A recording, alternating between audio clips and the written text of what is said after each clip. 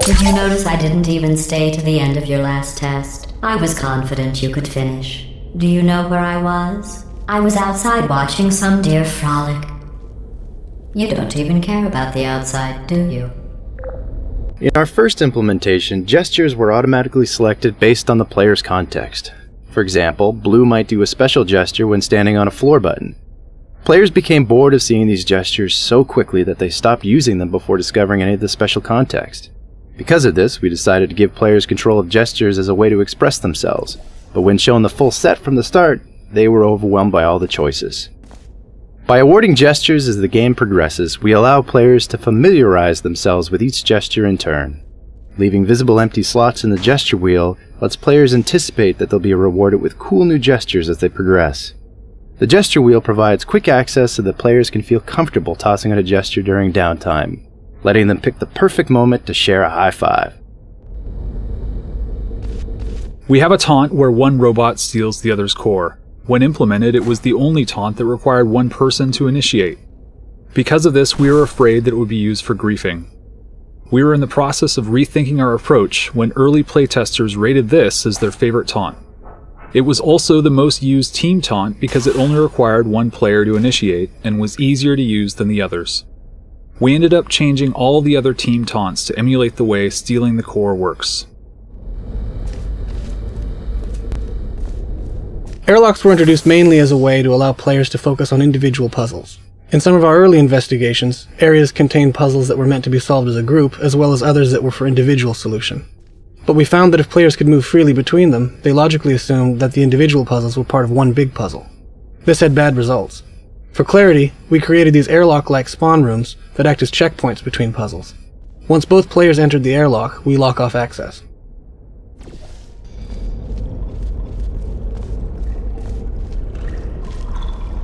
In Left 4 Dead 2, we authored simple, fogged, black versions of the world as monolithic models to avoid the CPU overhead of rendering the world again for water reflections. This worked well for the Left 4 Dead 2 outdoor environments where most light comes from the sky. But Portal 2 is almost entirely indoors, so the color and value of the world geometry is apparent in the water reflections. Since the Portal 2 world geometry is relatively simple, we automatically build a version of the world geometry that has a single texture that combines both lighting and surface shading, along with another texture that has just surface shading. The latter texture is used when rendering dynamic lights. These textures are at the same spatial resolution as the light maps and get packed into a single large atlas texture per level. Drawing this simple world imposter takes very little CPU time, which was a limited resource on Portal 2 due to the many portal views, split-screen views, and water reflection views that we needed to render. We initially planned on using the world imposters only for water reflection rendering, but we ended up using it to improve the performance in split-screen mode, where it is used for rendering distant portals and portals that are 2 levels deep.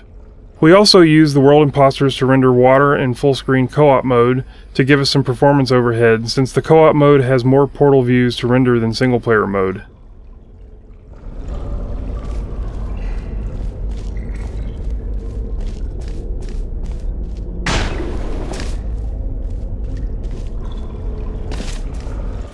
Normally in games when players die, they see this as a big failure. But in Portal, death is a normal part of the puzzle-solving experience. In co-op, death not only happens more frequently, but it can happen at the hands of your partner, purely accidentally, of course. We felt it was important to not only make death no big deal, but to make it fun. Early on, we tried some elaborate death animations, such as showing your robot slowly getting crushed under a giant crusher. These were awesome to watch, but they quickly became repetitive. Also, after a very short while, players grew afraid to take risks. The fear of having to wait a long time before trying again prevented them from simply playing and experimenting in a spirit of fun. We had to find the right balance where death was quick enough to be a non-penalty and elaborate enough to be visceral and satisfying, a fun payoff for creative play. We noticed that after playtesters had solved a difficult puzzle together, they'd sometimes pause before funneling through the exit door to repeatedly jump up and down in excitement. We realized that these meeting places would be the perfect time to allow players to high-five each other and celebrate their victory in style. Our first interface attempt had one player initiate a high-five by holding their hand up and waiting, the other player could join in by selecting the same gesture. If they were standing in the correct positions relative to each other, they'd pull off a high five. But learning the correct place to stand was too difficult, so we decided to automatically move the bots into the correct position for the high five. Sometimes, however, the player who wanted to high five would be left hanging as the other player ran ahead without accepting. Increasing the time that the initiator waited with his hand up gave the other player time to return and accept. But being frozen into place for more than a few seconds was too frustrating. So finally, we made players auto-accept the team gestures. Now when the mood strikes either player, the game always ensures a successful celebration. Something that really surprised us was how often playtesters stated that they loved the basic experience of handing off a cube to their partner. Players didn't expect such a fundamental physical interaction to just work in a game. Before trying it for the first time, they would discuss their plan as if it were some unique or special new game mechanic. When it just worked, they were overjoyed. Several puzzles in the game require the players to take on distinct, intertwined roles. We called these asymmetric chambers trust puzzles, because one player is often placing their life in the hands of the other. When one player accidentally kills the other, it almost always ends in laughter. So much laughter that we sometimes had to question if it really was a legitimate accident. These puzzles also require players to stay in constant communication, which naturally leads to some great moments of cooperative bonding. While some teams found these stressful, for many partners, these puzzles were their favorite type. But everyone agreed that they added much needed variety and a nice change of pace.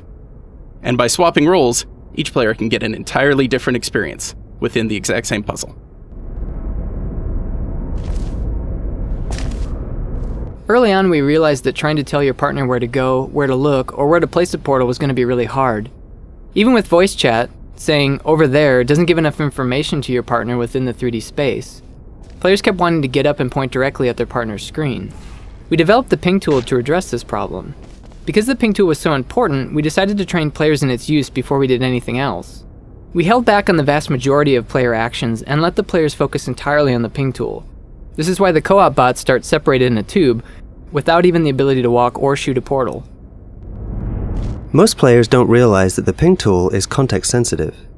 When they're playing voice enabled, players usually rely on the look portion of the ping tool. Without voice, icons such as press the button or stand here become much more important.